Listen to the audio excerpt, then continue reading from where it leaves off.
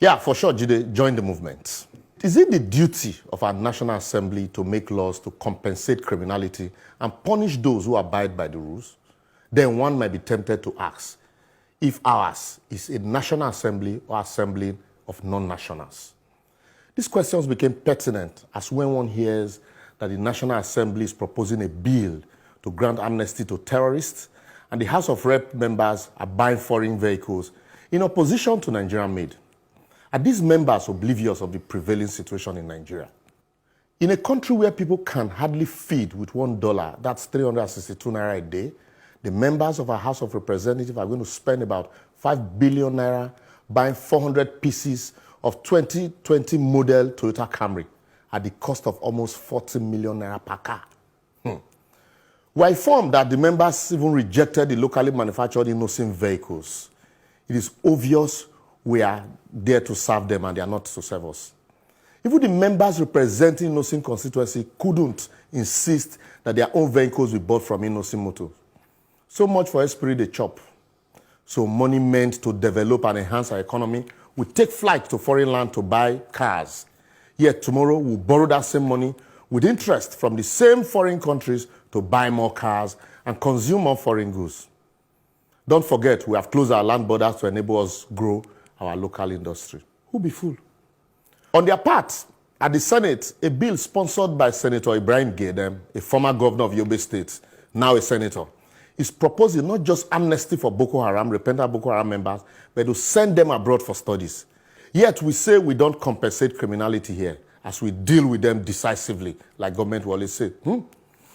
The bill, which will create a national agency for education, rehabilitation, de-radicalization, and integration of repentant insurgents in Nigeria, will get its funding from the Universal Basic Education Commission, that's UBEC, and the Tertiary Education Trust Fund, that's State Fund. With such laws, Boko Haram members will soon begin to scream members, as all you need to do to get rehabilitated and be given foreign scholarship will be to enroll as a member of Boko Haram, repent after 1 or 2 months, and boom, you're on your way abroad for studies.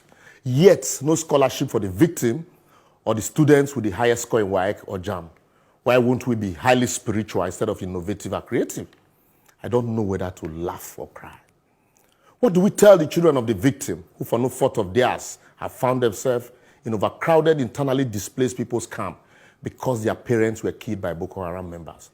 And that the same state that cannot guarantee their parents' safety is busy compensating the killers of their parents with foreign education.